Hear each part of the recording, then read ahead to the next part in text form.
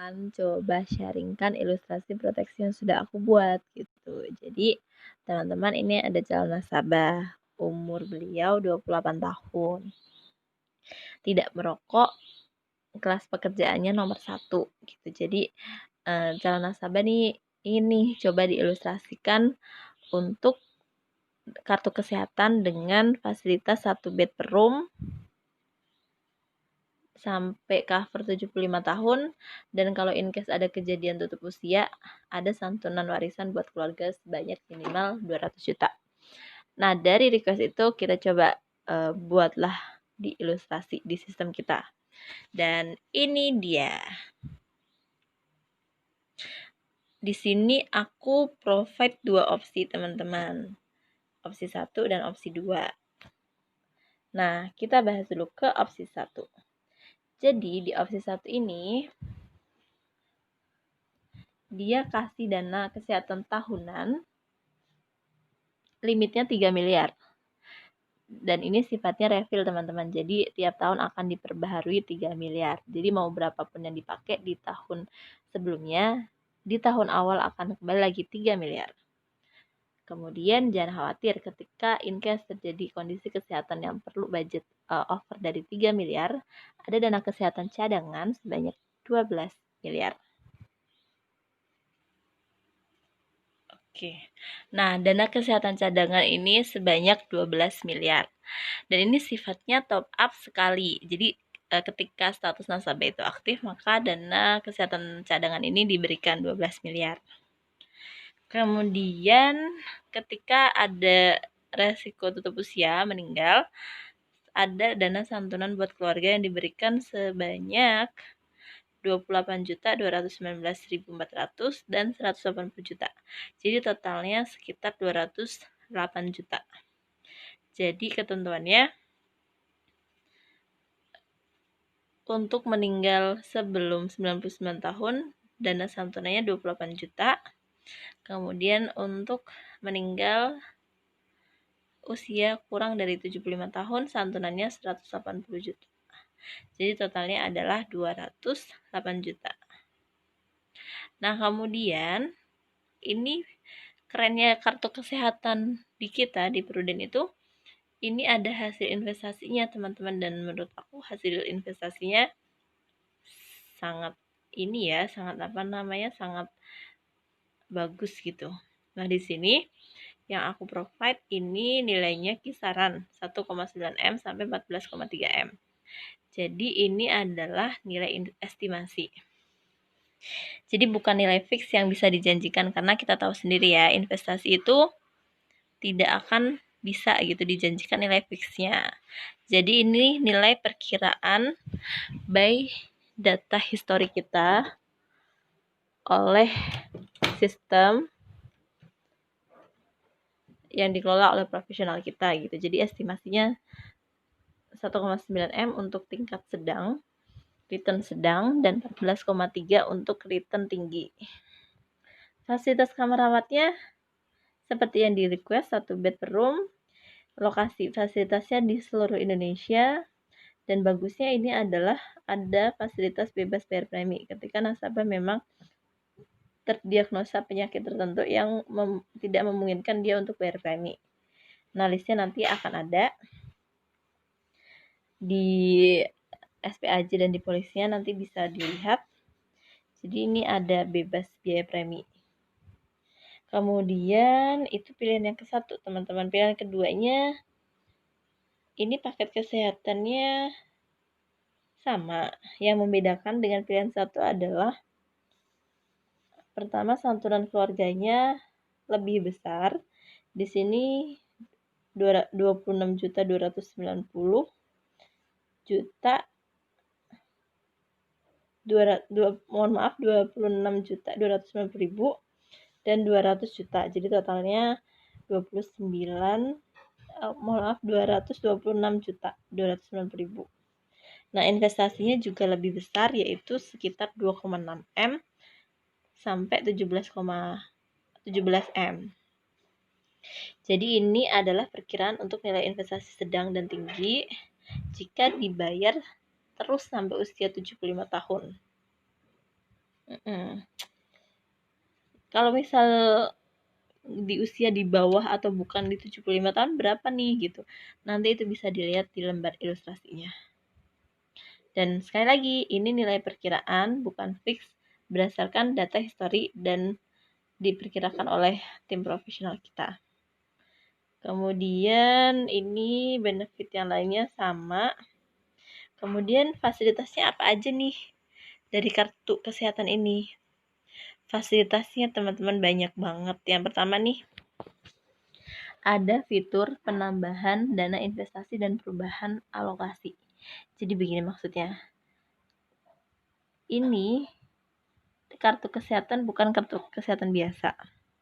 Jadi misal nih, aku tidak berniat mendiskreditkan merek tertentu ya atau pelayanan tertentu. Misal nih aku sendiri juga menggunakan, misal aku menggunakan BPJS. Kalau BPJS itu kan murni proteksi untuk kesehatan. Jadi di situ tidak ada investasinya. Nah, di sini ada nih teman-teman. Jadi ada kantong kanan, ibarat kita punya baju nih, ada dua saku. Saku kanan dan kiri. Saku kanan itu buat proteksi, saku kiri buat investasi. Nah, yang di kantong investasi ini teman-teman bisa tambahkan sesuka hati. Teman-teman bisa pindah-pindahkan juga, misal oh aku mau investasi di saham, ternyata dilihat oh performancenya masih di bawah ekspektasi, nanti teman-teman bisa pindahkan ke ya lebih fix gitu, misal deposito, obligasi gitu. Teman-teman bisa lakukan itu. Jadi kita bisa invest di kartu kesehatan, itu wow banget kan ya gitu. Terus yang kedua, dapat digunakan di rumah sakit Indonesia dan di luar Indonesia. Jadi kalau misal teman-teman gunakan kartu kesehatan ini di Indonesia, itu akan full sesuai tagihan. Tapi kalau misal di luar Indonesia bagaimana? Di luar Indonesia ini dia dengan persentase tertentu. Nanti ada tabelnya, ketika digunakan di Asia, di Eropa itu berapa sih yang tercover? Itu nanti ada tabelnya. Terus yang ketiga ini bisa digunakan dengan asuransi lain. Jadi kalau teman-teman, aku pun juga begitu, misal punya BPJS atau insurance kantor yang lain gitu ya, bukan merek Pru.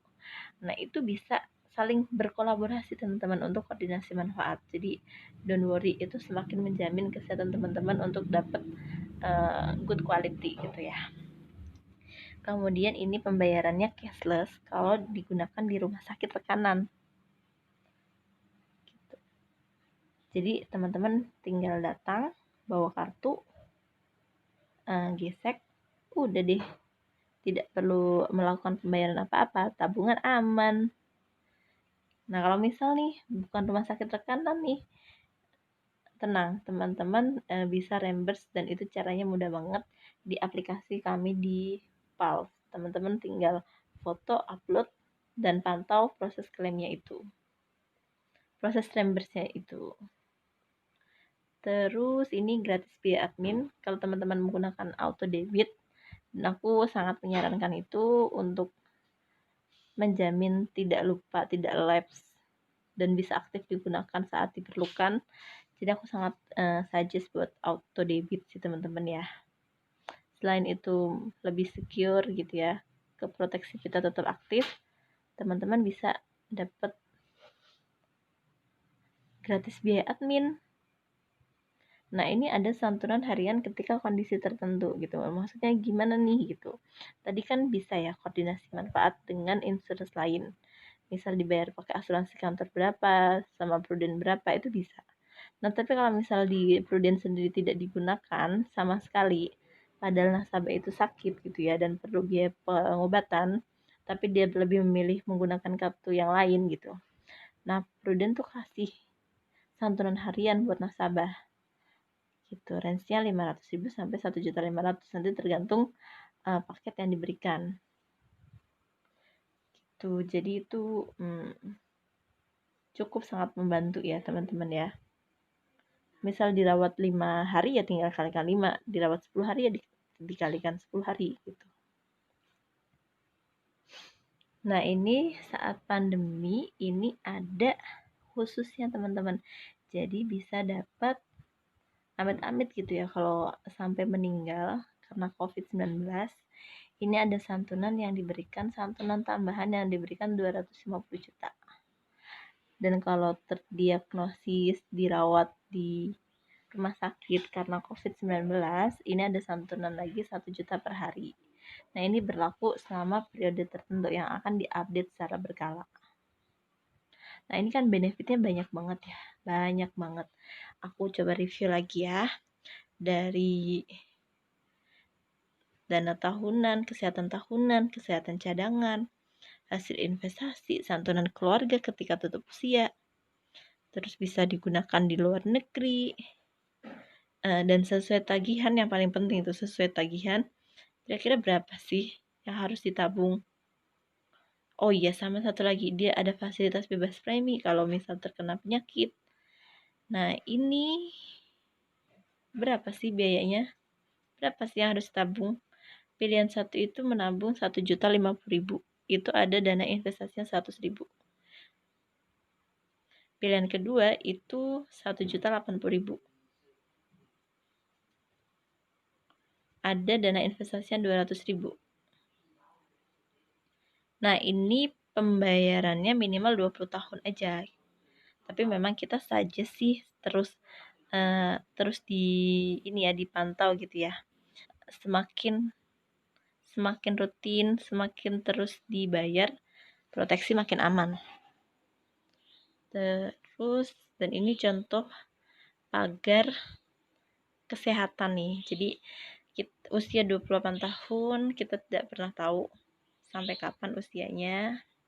Dan kita tahu memang mayoritas orang sebelum check out dari dunia ini gitu ya, mostly dia check in dulu di rumah sakit. Jadi tidak ada salahnya kita siapkan proteksi kesehatan secara mandiri sejak dini. Karena kalau misal kita bergantung dari kantor, kita tidak tahu sampai kapan. Jadi memang lebih amannya sih aku suggest prepare buat proteksi kesehatan secara mandiri. Dan mumpung masih muda, masih sangat murah. Dan terakhir, asuransi itu memang seperti payung. Payung tidak bisa menjamin gak turun hujan, tapi dia menolong kita tidak basah saat hujan. Nah, sama, asuransi tidak menjamin kita terhindar dari resiko kehidupan, resiko sakit, resiko meninggal. Itu tidak ada yang bisa menjamin. Itu urusan murni Tuhan. Tapi asuransi yang bisa dibantu adalah kita bebas dari bencana keuangan ketika resiko itu datang. Bayangkan kita sudah berkeluarga, sudah punya istri, anak. Ketika resiko itu datang, maka mereka tetap bisa tersenyum. Jadi, sekian yang bisa aku sharingkan teman-teman. Semoga berguna buat kita semua. Dan kalau ada pertanyaan, jangan sungkan-sungkan hubungi aku. Oke, selamat beristirahat. Sampai jumpa.